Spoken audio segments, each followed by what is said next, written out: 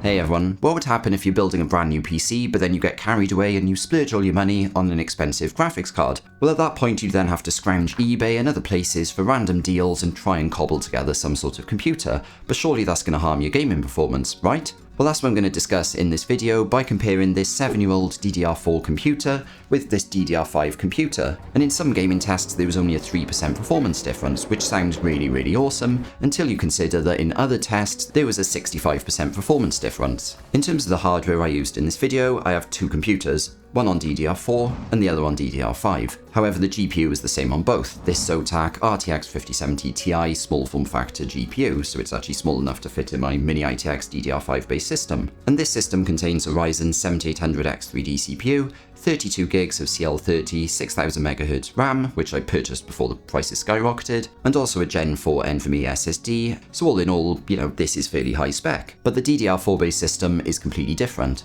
It's an ATX build with the popular Ryzen 3600 CPU, 16 gigs of 3200 MHz DDR4 RAM, and a Gen 3 NVMe SSD, since the B450 motherboard only supports Gen 3.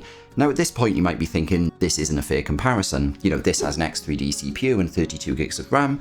This one doesn't have either of those things. The reason I'm doing this though is what I wanted to show in this video is what happens if you do blow all your budget on a fancy GPU and then need to go to eBay to scrounge deals. In fact, I worked out the pricing and the DDR4 system comes to £157 on eBay UK right now, while the DDR5 based system would cost £961, so 6 times as much. And that's what I wanted to explore in this video is, are you going to get 6 times the gaming performance from this system compared to this cobbled together eBay system? Well, let's find out. And the first game I tested out is the demanding and great looking Crimson Desert, but for all of these gaming tests I tested at 4K, 1440p and 1080p since the resolution can make a real difference, as we'll see later, and at 4K the results were fairly similar.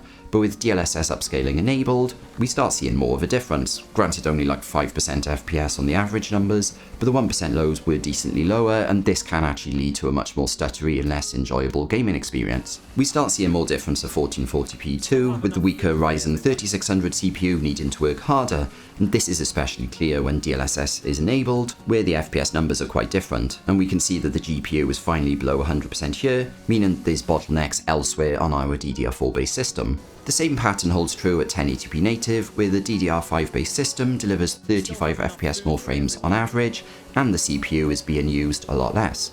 Enabling DLSS 4 doesn't help our DDR4 based system much either, with only a few FPS more on average than when we were running natively. And at this point the difference between our two systems is a bit clearer, and you can actually see that there's a non-GPU bottleneck in this DDR4 system. But if we move on to another graphically demanding game for now, with Cyberpunk at the Ray Tracing Medium preset, at 4K native, the two systems actually performed fairly similarly. But once DLSS is enabled, there's more of a gap between the two, both in terms of the FPS rate, but also the CPU usage figures, which show that the Ryzen 3600 is starting to struggle.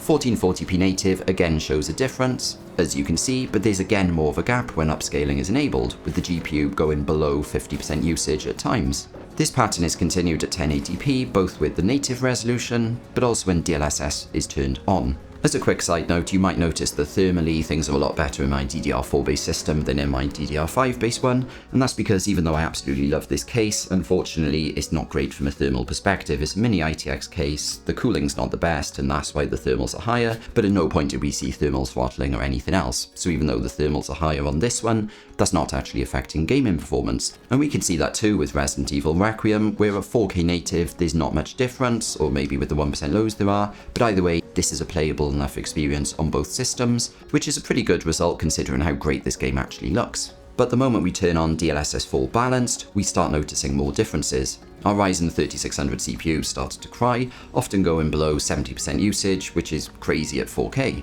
You don't expect to see that, but either way, this non-GPU bottleneck is clearly holding back frame rates. 1440p native also sees quite a big difference in the FPS numbers, and again the CPU is struggling, which is a pattern that continues when DLSS upscaling is enabled, with the 1% lows dipping below 60%.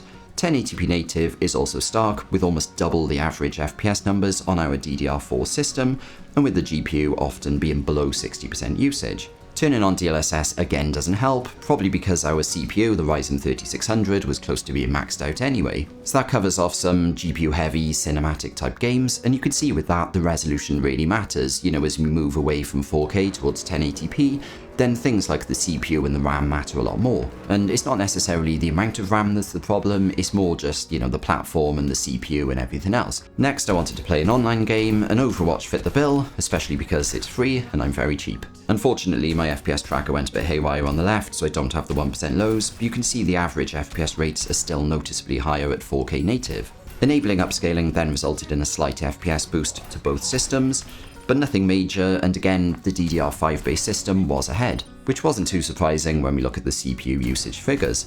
1440p was also a struggle for the Ryzen 3600 system, with a clear CPU bottleneck leading to a growing difference in the FPS numbers. And 1440p with DLSS on continued this pattern, with the Ryzen 7800X3D delivering a strong FPS number, unlike the struggling DDR4 based system. 1080p was unsurprisingly more of the same, with improving FPS numbers on the left and struggling FPS numbers on the right.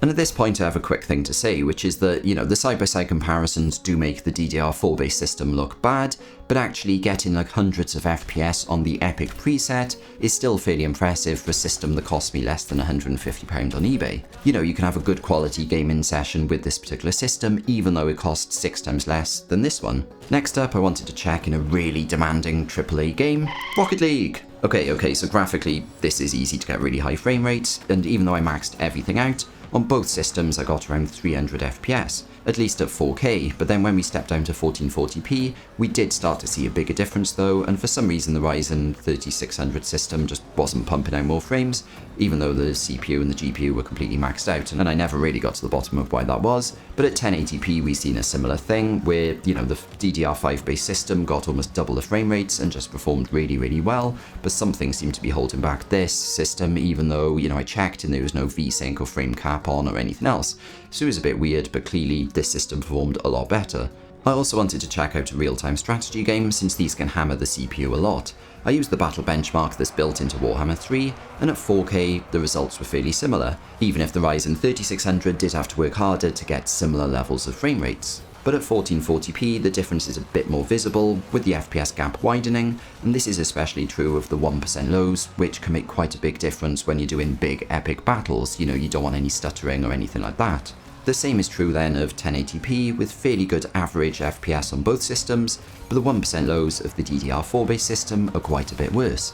So none of this might seem too surprising if you watch like Hardware Unboxed, because you'll know that when you're testing a GPU, the resolution really matters. That's because at 4K, there's a lot of graphical data to render, and so the graphics card is worked really, really hard. So then when you have weaker hardware, such as a Ryzen 3600 CPU and maybe on DDR4, then you're going to see less of a difference at 4K, since the GPU is being hammered all the time. But at 1080p, for example, it's going to move away from it a bit and rely more on the rest of the system, like the CPU and the RAM and everything else. And then you start seeing more issues, especially on the 1% lows. And at that point you might be thinking, well, why didn't I test with a 5800X3D, you complete and utter idiot? Well, the reason is that those particular CPUs cost like 6 to 7 times as much as a Ryzen 3600 on eBay. And the whole point of this video was I was basically saying, if you got carried away and you splurged all your money on a GPU, and you go on eBay and you just buy something to get a system that you can game in, can that be like a cost-effective way of doing things? And in my opinion, looking at all the results, yes, I think it can be,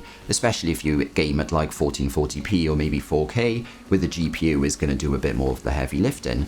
Obviously, if you want to do like 1080p and loads of competitive gaming, then, having a more modern system and with an X3D chip, then that's going to work out better for you. But in general, the fact that this is 6 times less money, but it didn't deliver like 6 times less gaming performance is actually really impressive, at least to me. You may disagree though, so please let me know your thoughts down in the comments. And if you enjoyed this video, please click the thumbs up button and please subscribe to see more videos like this. Thanks for watching.